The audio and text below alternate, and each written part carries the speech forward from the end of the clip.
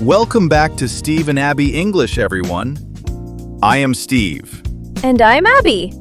We are so happy you are hanging out with us today and taking time out of your busy schedule. Absolutely. We know that learning a new language is a big commitment. You might feel a bit overwhelmed sometimes, especially when native speakers start talking fast. But please do not worry, that is completely normal. Muscle memory takes time, and we are here to support you. Exactly. Please do not be hard on yourself.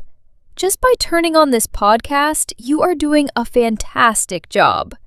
And speaking of fast talkers, I might talk a little too quickly today because I am way too excited about our topic. Oh, I know. We are talking about food today. Specifically, we are exploring the amazing food scene in Tokyo. I am getting so hungry just thinking about it. We are going to share our very different dining adventures from our recent trips. Yes, we are diving into a really fun debate today. Do you prefer relaxing at a beautiful cafe for hours? Or are you more about finding hidden street food and eating on the go? I am definitely a cafe person. And I am completely on the street food side. There is just something incredibly special about a tiny hidden restaurant. But Abby, before we get right into our stories, you made a great point about how fast we talk when we get excited. What should our listeners do? Oh, you absolutely need to download the free full-text transcript. Seriously, it is such a helpful tool for this episode.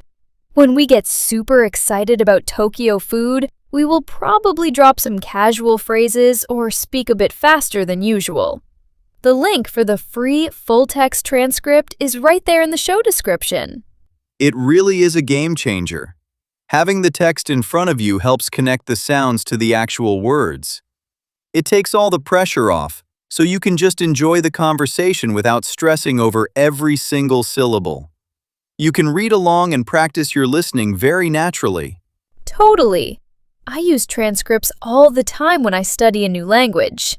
It is my safety net, especially when my brain gets a little tired. Okay, are we finally ready to talk about the best food in the world? I am so ready. I actually skipped breakfast today, so my stomach is already making some very loud noises. All right, let us jump right into today's first real talk. So, my last trip to Tokyo was all about treating myself to the nicer things in life. I really needed to just decompress. On my second day, I was walking around the Shibuya area, waiting to meet my local friend Yumi. I was staring at my phone, trying to find this specific sushi place she highly recommended.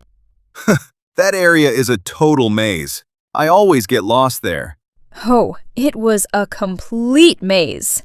I was just walking in circles for 20 minutes, getting so frustrated and hungry. Finally, I found it, hidden behind a tall office building. It was this beautiful, quiet little spot far away from the noisy crowds. Yumi was already sitting at the wooden counter waving at me. Relatable. You are always getting lost when we travel. Hey, be nice! I know, I felt terrible for being late, but she was so sweet about it. The sushi chef was making everything right in front of us with such focus. We definitely ordered way too much food. We had fat slices of tuna, fresh salmon, and these amazing sweet scallops that melted in my mouth. That sounds absolutely incredible. It really was. But honestly, the best part was just talking. We had not seen each other in over 3 years because of our busy schedules. It was so nice to finally catch up with her and hear all about her new apartment and her big promotion at work. Honestly, catching up over good food is the absolute best feeling in the world. I love those long, relaxed conversations. Did you guys just stay there all afternoon? I know how much you love taking your time when you eat. We really wanted to stay, but I was looking out the window and noticed a huge line of hungry people waiting outside. So we paid the bill and decided to completely change the vibe. We jumped on the subway and headed over to Ginza for a proper afternoon tea. Oh, wow. Big scenery change. Totally. Ginza is a very different world from Shibuya. We walked into this beautiful, elegant cafe on the top floor of a huge department store. It had massive windows, soft jazz music playing, and zero noise from the street. It was so fancy, I almost felt a little bit underdressed. Fancy places always make me sweat a little bit. I never know where to put my napkin. I usually feel the exact same way. I might get a little nervous when there are way too many waiters standing around watching you eat. But we were just so happy to be there. We sat down at this tiny marble table and ordered the special seasonal tea set. Nice choice. Then they brought out this massive 3-tier tower of treats. There were tiny cucumber sandwiches, little matcha cakes, and fresh, warm scones with thick cream and strawberry jam. We were pouring cups of this amazing roasted green tea and just laughing together for hours. It felt like time completely stopped. Wait, I did the exact same thing last Tuesday, and it was a total disaster. I ate way too many scones and completely ruined my dinner plans. But eating those tiny sandwiches really makes you lose track of time. It is so true. We were just sitting there comfortably, gossiping and eating way too many sweets. The waiters never rushed us or gave us a guilt trip for staying so long. By the time we finally walked out of the building, the sun was already setting. It was the most perfect, relaxing afternoon. Hold on. Before we go any further into my side of the story, you just used some really great everyday words there. Let us get into our real talk breakdown so we can help our listeners. All right, let us pause here. Abby, you painted such a clear picture. During your story, you used 3 excellent phrases that native speakers use all the time. Catch up with, fancy, and lose track of time. Let us break those down. I love these phrases. They are incredibly common in everyday conversation. You will hear them everywhere. Let us start with catch up with. I said it was nice to finally catch up with my friend Yumi. Exactly. When learning English, you might usually say, I had a long conversation with my friend. That is correct, but it sounds a little robotic in a casual setting. Right. Catch up with feels much warmer. It paints a beautiful picture of 2 friends, closing the gap of time between them. Please do not worry if you naturally default to textbook phrases. It takes time, but practicing this makes you sound very relaxed and human. That is such great advice for our listeners. Let us give some clear examples. My example is, I am grabbing coffee with Mark tomorrow to catch up with him about his new house. Perfect.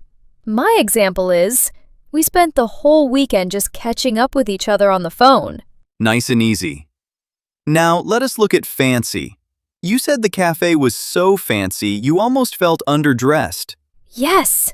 In textbooks, you might see luxurious or high-end, but in casual spoken English, if a place is nice, expensive, or formal, we just call it fancy. It is a simple word, but it carries a lot of emotion. Sometimes a fancy place makes you feel special, and sometimes it makes you feel nervous. It perfectly describes upscale restaurants without sounding like a dictionary. Completely. Here's my example sentence. We went to a really fancy restaurant for my birthday dinner, and the menu had no prices on it. That is the true definition of fancy. My example sentence is, you do not need to wear a suit. The party is not that fancy. Awesome. And the third phrase was lose track of time. Steve, you mentioned that eating tiny sandwiches makes you lose track of time. I did.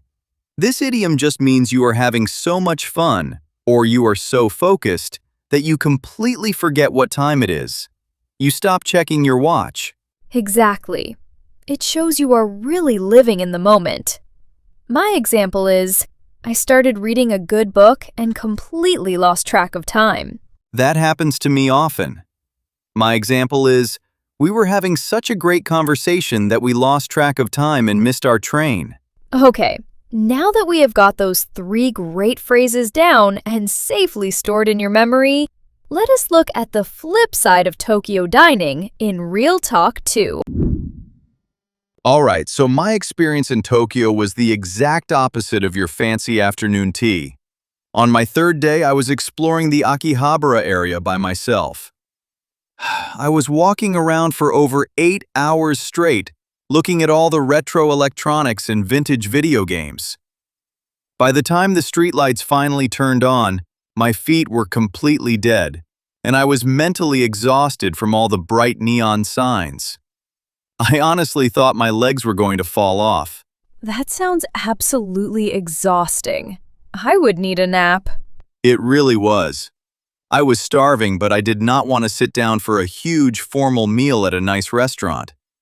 I just wanted to grab a bite somewhere quick, casual, and cheap. I walked down a dark, narrow alleyway and found this tiny, hidden ramen shop tucked right under the loud train tracks. You could feel the trains shaking the ceiling. Oh, I love those hidden places under the train tracks. They always have the absolute best, most authentic street food. Did you have to wait in a long line outside in the freezing cold? Surprisingly, no. I just squeezed my way through the heavy sliding wooden door. The place was incredibly small. There were only 6 wooden stools tightly packed at the counter. The chef was standing right there, intensely boiling fresh noodles in these massive metal pots.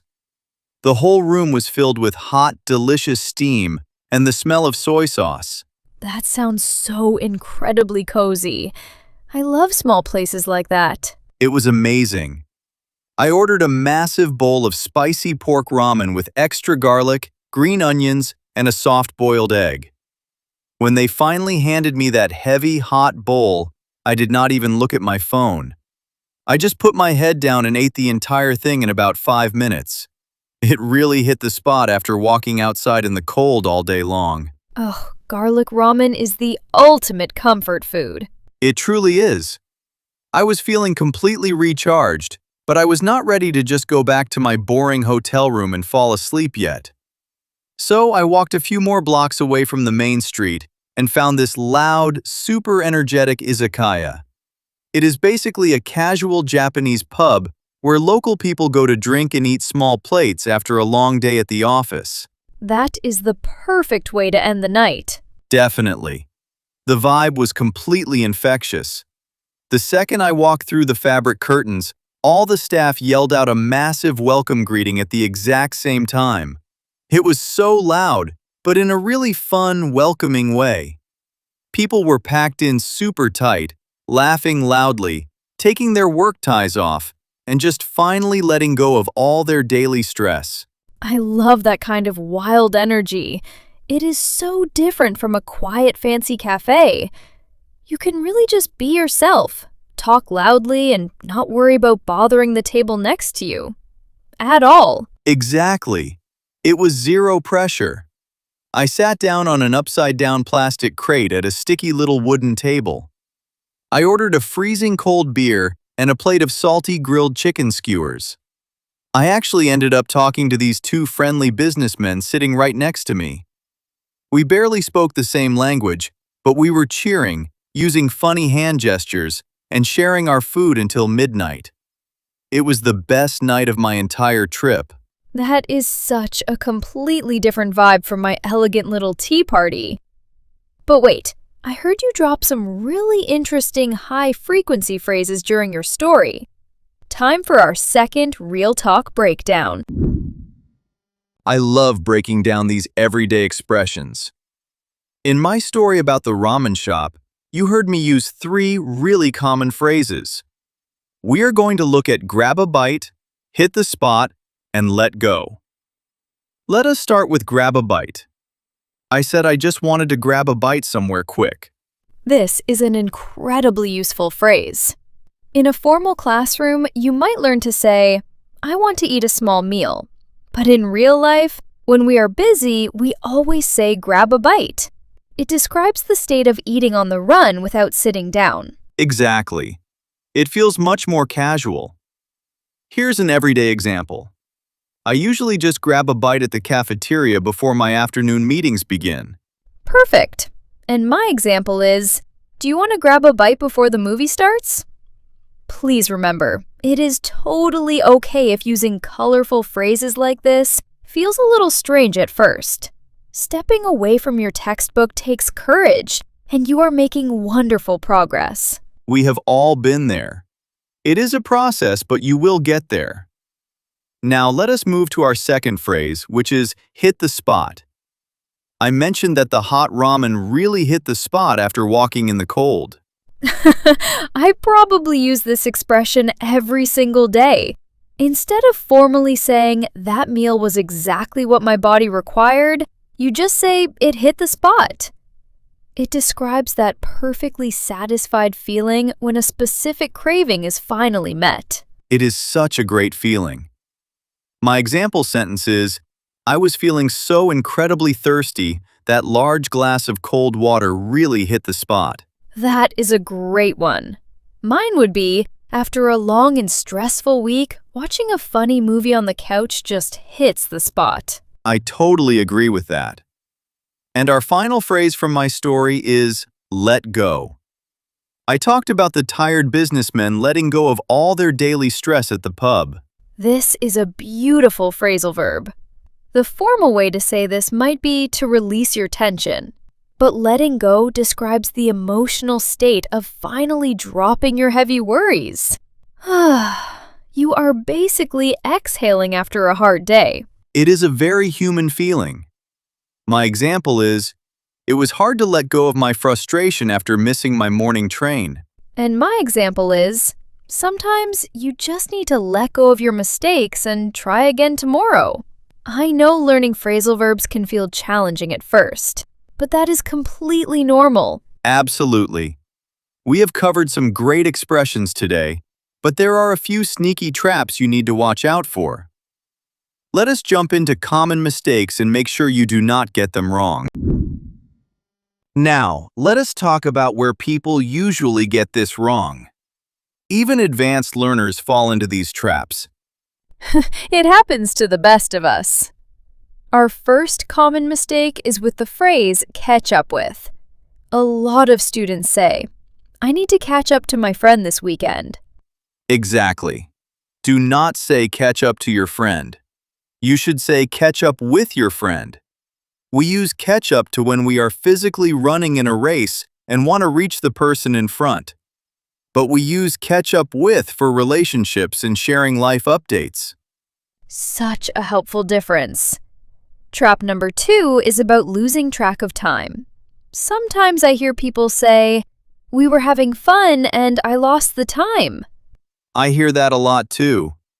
The fix is, always say I lost track of time.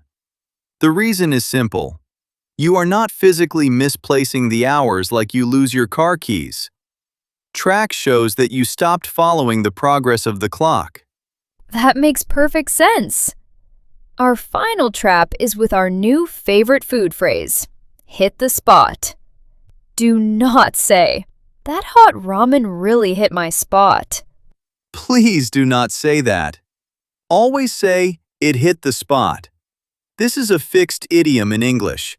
We never put a personal pronoun like my or your in the middle of it. Keep it exactly as hit the spot. All right, let us do a rapid review to lock these in. Do not say catch up to my friend. Say catch up with my friend. Do not say I lost the time. Say I lost track of time. And do not say it hit my spot. Say it hit the spot. And that is how you use them in the wild. But how does that compare to what you learned in school? Let us check out textbook versus real life.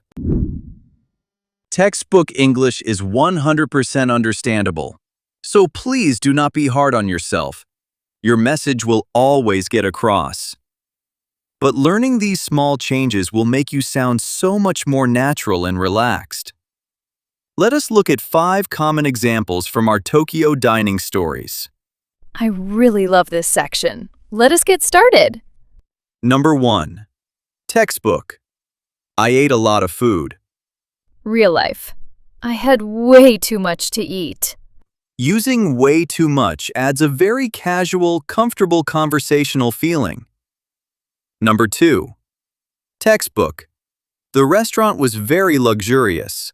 Real life. The restaurant was super fancy. Fancy is the absolute most common word we use for expensive places. Number 3. Textbook. I was extremely tired from walking. Real life. My feet were completely dead. This is a fun exaggeration that native speakers use to show physical exhaustion. Number 4. Textbook. The small restaurant was crowded. Real life. We were packed in super tight. Packed in paints a much better picture of people being squished together. Number 5. Textbook. I consumed my food very quickly. Real life. I ate the whole thing in 5 minutes. Consumed sounds like a science project, but the real-life version sounds like a normal hungry person. All right, you have heard us talk enough today. It is finally time to focus on you and build that muscle memory. Let us jump right into the shadowing practice and speak out loud. Before we begin our speaking drills, here is a quick pro tip. Please hit the pause button on your device after you hear each sentence. Take your time and repeat it out loud at your own comfortable pace. Our first sentence today is about seeing an old friend. Use this simple template when you want to hear their latest life updates. Listen and repeat. We need to catch up soon. We need to catch up soon. Moving on to the second one. Use this helpful phrase when you are busy, but you are feeling a little hungry. Here we go. Let us just grab a bite. Let us just grab a bite. And our final expression is absolutely perfect for when a cold drink fixes your exact craving. Listen and repeat. That coffee really hit the spot. That coffee really hit the spot. You did a really great job today. Let us wrap things up with some final thoughts. Today, we learned that talking about food does not have to be boring. Simple phrases make your English sound friendly. Remember that learning takes time. Some days will feel slow, but every time you show up, you are moving forward. Stay consistent, stay curious, and trust the process. Please hit the like button. It takes 2 seconds and genuinely helps our channel reach more learners just like you. Subscribe for new episodes every week. Tell us in the comments, do you prefer fancy cafes or hidden street food? Thank you for your time today. Click the next video to keep leveling up your English.